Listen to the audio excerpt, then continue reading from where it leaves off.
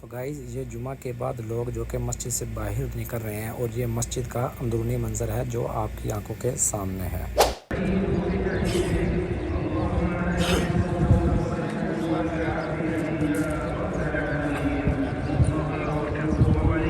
गाइस हमने जुमा चूँकि बाहर पड़ा है तो बाहर रश देखें कितना है। अंदर फुल था, क्लोजिंग हो गई थी। क्लोजिंग के बाद लोगों ने इधर नमाज़ पढ़ी है, नमाज जुमा। आप अंदाज़ा लगा लें इस चीज़ का।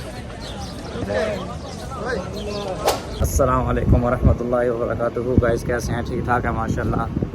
मैं हूं आपका दोस्त मोहम्मद इमरान मदीना मुनव्वरा से आपकी खिदमत में एक नई वीडियो के साथ। तो क्या हाल है गाइस? सब ठीक ठाक होंगे माशाल्लाह। तो आज का जो व्लॉग है वो ये है कि आज मैं जाऊंगा मस्जिद नबवी में, जुमा पढ़ूंगा और वहाँ पे जो खुतबा मुबारक है मस्जिद नबवी का वो आपसे शेयर करूंगा इंशाल्लाह। तो आप यहाँ देख लें, ये सुल्ताना रोड है, कुर्बान रोड। तो यहाँ देखें मस्जिद बिलाल। तो अभी चूँकि टाइम बहुत कम है, वहाँ पहुँच के बात करते हैं। तो स्टार्ट करने से पहले दुरूद पाक पढ़े, अल्लाहुम्मा सल्ली अला सय्यिदिना मौलाना मुहम्मद व बारिक वसल्लम। तो गाइस ये वही रास्ता है, तकरीबन ज़्यादा व्लॉग में हम इसी रास्ते से गुज़रे हैं क्योंकि हमारी जो रिहाइश है वो इसी एरिया में है। अभी हम जाएंगे 303 नंबर गेट से एंट्री करेंगे, मस्जिद नबी जाएंगे और उसके बाद आपसे शेयर करेंगे वहाँ का मंज़र, वहाँ की खूबसूरती, वहाँ की रौनक, वहाँ का रश आज आपसे शेयर करने वाले हैं। बस आपसे यही रिक्वेस्ट है कि अगर आप चैनल पे न्यू हैं तो चैनल को फटाफट सब्सक्राइब कर दें, ओल्ड हैं तो वीडियो को आखिर तक ज़रूर देखिएगा क्योंकि अभी टाइम पूरा हो चुका है। अज़ान भी पहली हो चुकी है, दूसरी अज़ान का टाइम हो चुका है और हम थोड़े से लेट हो चुके हैं, इसलिए जल्दी जल्दी में बात भी कर रहे हैं और जल्दी जल्दी में जा भी रहे हैं। तो जुमा के दिन की सुनते हैं क्या हैं। जुमा के दिन नहाना चाहिए, खुशबू लगाना चाहिए, ठीक है, नाखून वगैरह उतारने चाहिए और चूँकि मस्जिद की तरफ जाना चाहिए। और इसकी मिसाल यही है, जो सबसे पहले आता है वो आपने हदीस सुनी होगी माशाल्लाह कि जो जितना जल्दी आता है मस्जिद में उसकी फजीलत, उसका सवाब उससे ज़्यादा है माशाल्लाह। तो अभी हम बस पहुंचने ही वाले हैं, थोड़ा सा रास्ता रहता है। तो जुमा के दिन जो कि ज़्यादा से ज़्यादा दुरूद पाक पढ़ना चाहिए, आगे पीछे भी पढ़ना चाहिए लेकिन जुमा के दिन ज़्यादा पढ़ना चाहिए क्योंकि जुमा के दिन के बारे में हुज़ूर अलैहिस्सलाम ने भी इरशाद फरमाया था कि मेरे ऊपर ज़्यादा से ज़्यादा दुरूद पढ़ो। मन सल्ला अलैहि वाहिदतन सल्लल्लाहु अलैहि वसल्लम और कमा क़ाल अलैहिस्सलातु वस्सलाम। जो शख्स मुझ पर एक मरतबा दुरूद भेजता है अल्लाह पाक उस पर 10 मरतबा रहमत भेजते हैं, या 10 मरतबा रहमत की नज़र से देखते हैं या 10 मरतबा रहमत भेजते हैं। बस अभी हम टर्न लेंगे मस्जिद की तरफ, फिर आपसे शेयर करते हैं आगे का मंज़र। तो भाई जहाँ आपको कबूतर माशाल्लाह नज़र आ रहे होंगे, इधर देखें माशाल्लाह। और यह मस्जिद बिलाल यहाँ से देखें कितनी क्लियर नज़र आ रही है माशाल्लाह। अभी आपको यहाँ दिखाते हैं कबूतर, ये देखें, देख लिया आपने माशाल्लाह। ये हैं मस्जिद नबवी के कबूतर। तो बहुत ज़्यादा गाइस कबूतर इधर, जितने भी गेट हैं हर गेट की तरफ बाहर इतना ज़्यादा रश में मौजूद होते हैं माशाल्लाह। तो आप देख रहे हैं ये है म्यूज़ियम, 25 रियाल टिकट है, आकर आप हर चीज़ देख सकते हैं। 303 नंबर गेट पे मौजूद है मस्जिद नबवी में। अभी खुतबा स्टार्ट है, मेरे ख्याल में आपको आवाज़ भी आ रही होगी।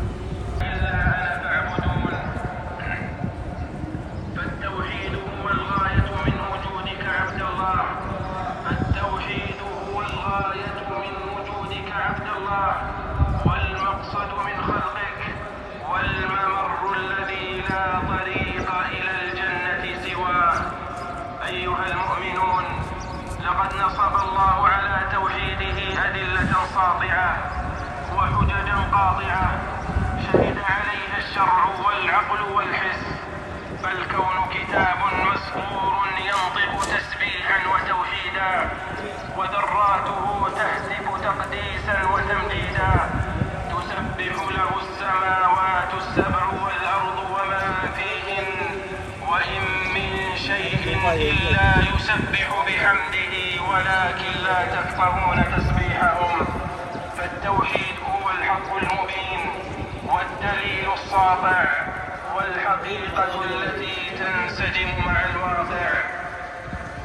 لقد فطر الله الإنسان على التوحيد وجعله مصدر كرامته وفضله وبه عصمة دمه وماله. أيها الناس، إن حقيقة التوحيد هي إفراد الله تعالى بما يختص به من الألوهية والربوبية والأسماء والصفات، والإيمان بأن الله تعالى واحد لا شريك له في ملكه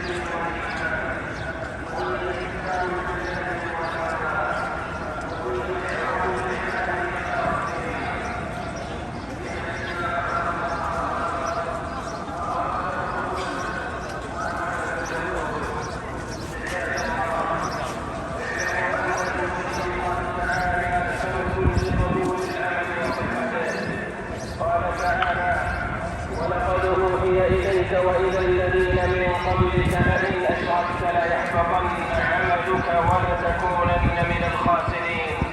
وقال: ولو أشركوا لحبط عنهم ما كانوا يعملون. وما فتن إبليس يترصد ببني آدم ويجتالهم ويغويهم عن التوحيد ويصدهم عنه، كما قال تعالى عنه أنه أقسم: فبعزتك لأغوينهم أجمعين إلا عبادك منهم المخلصين. وفي الحديث القدسي: وإني خلقت عبادي حنفاء كلهم وإن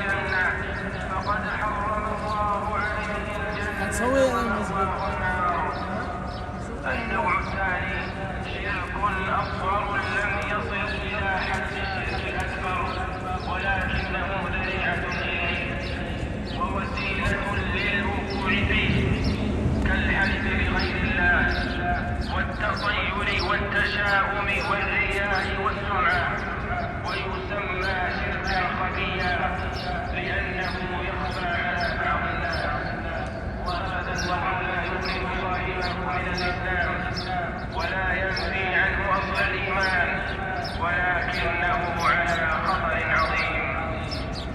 عباد الله، ليس الشرك فقط في عبادة الأصنام، بل هو في كل